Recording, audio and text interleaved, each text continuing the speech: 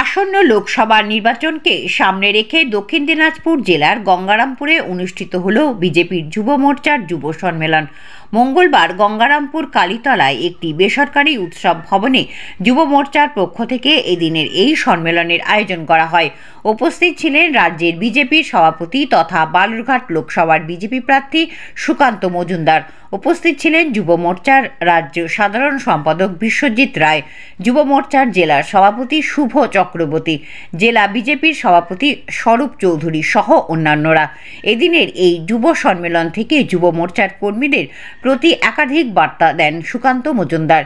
কিভাবে যুব মোর্চার কর্মীরা লোকসভা নির্বাচনে কাজ করবে সেই সমস্ত নির্দেশিকা দেওয়া হয় এদিন।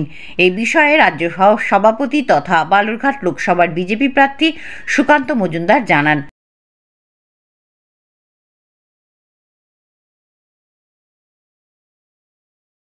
জয়দীপ মজুমদারের রিপোর্ট, দক্ষিণ দিনাজপুর।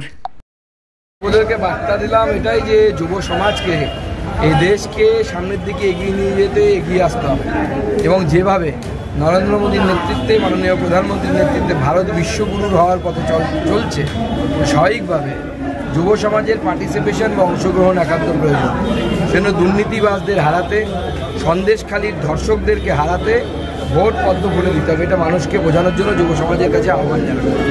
সিট না পেয়ে বিদ্রোহী অর্জুনশীল আর কয়েকদিনের মধ্যে সমস্ত কিছু ক্লিয়ার হয়ে যাবে। আগে থেকে অত ভবিষ্যৎবাণী করতে হয় না। সিএ নিয়ে শাসক দল জেলা পর্যায়েও বিরোধিতা করছে, কি বলবেন? নির্বাচনী হাতিয়ার করবে বলে তৃণমূলের উদ্বাস্ত সেল বলছে। না না, তারা তো করবেই। তারা তো মানুষকে, অত্যাচারী মানুষ যারা বাংলাদেশ থেকে এপারে আসতে বাধ্য হয়েছে, এই গঙ্গারামপুরে বেশিরভাগ মানুষ, তারা তো ওপার বাংলার মানুষ, এপার বাংলাতে আসতে বাধ্য হয়েছে। আমার ঠাকুরদা 1947 সালে বগুড়া থেকে এপারে চলে আসতে বাধ্য হয়। তো তারা কি দোষ করেছিল? তাদেরকে সরকার মাথা উঁচু করে বাঁচতে দিতে চাইছে।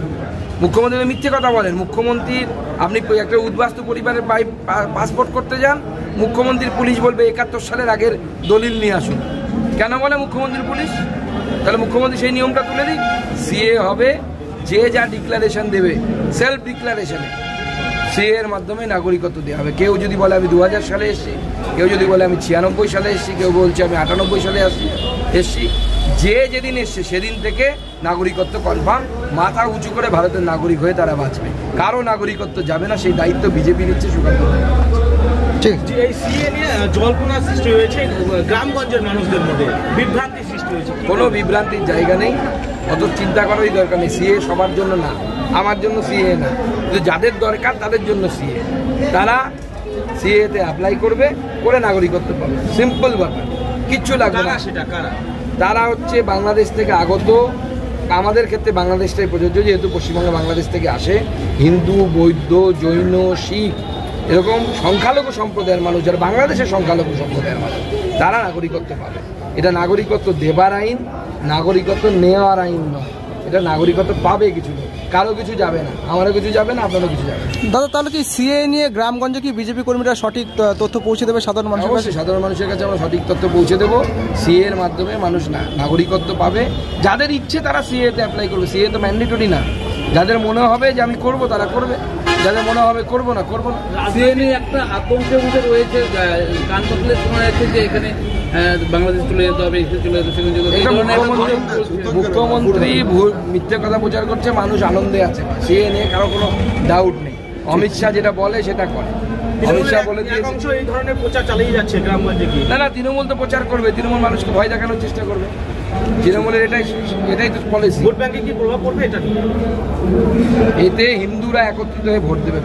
সুকান্ত 18 তারিখে অভিষেক বন্দ্যোপাধ্যায় সভা করতে আসছেন স্টেডিয়ামে। এর আগেও নির্বাচনী বার্তা দেবেন, কি বলবেন? এর আগেও এসেছিলেন, নতুন গিয়ে এসে বলবেন যে আমি এত চুরি করেছি, অমুক চুরি করেছি, আপনারাও চুরি করুন। তার বাইরে কি বলবেন?